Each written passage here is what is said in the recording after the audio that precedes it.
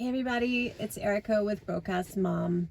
Today I'm going to discuss a sensitive topic to a lot of people for a lot of reasons, and that topic is food insecurity in America. As I'm sure you know, our economy is not great. Inflation is crazy right now, and food costs over the last couple of years have been astronomical.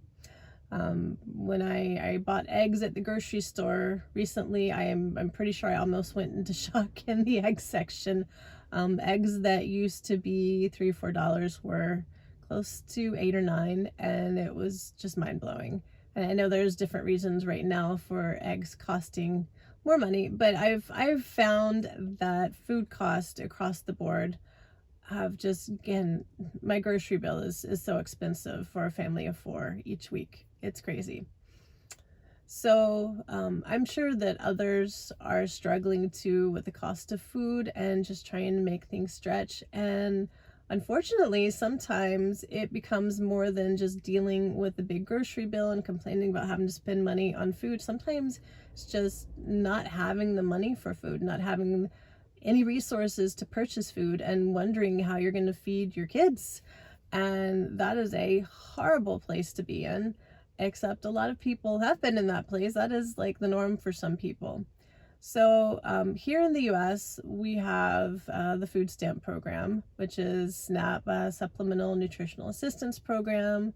If you qualify for food stamps, that is helpful, although it's not going to solve all your problems by any means. So it doesn't cover probably your whole bill, but it will help. And sometimes, depending on your income, you get a little bit or a lot. So there is SNAP. SNAP is something, that can certainly help your family, but there are a lot of other resources in the community. There should be food banks in your community. Sometimes there might be drive-through food pantries.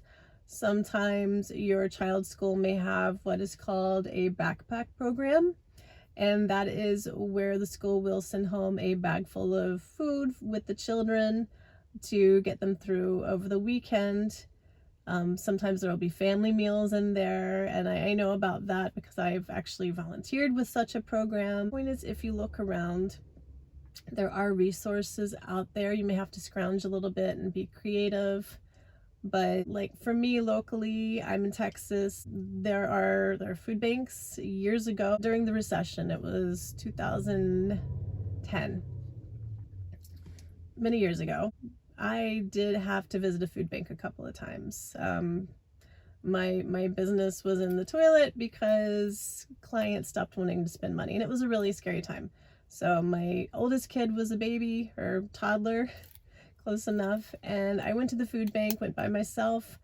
It was very daunting because something I'd never experienced before, but honestly, it wasn't too bad. They were friendly. It was kind of like a mini grocery store experience with an application. I'm sure food banks operate differently, but for me, it wasn't that bad, and it was really helpful. So there's the food bank right down the street from me. Once a week, there's a church that does a drive-through food pantry where people can literally drive through, and volunteers will load up their trunk with donations. There's some fresh fruits and vegetables in there. That's an option. Like, if you really look around, you may want to check with your health department, with your church, or there are going to be organizations that post what the community resources are to help out people who are dealing with food insecurity. So if you really, really do look around, there are resources, and I know that it can make you feel kind of down.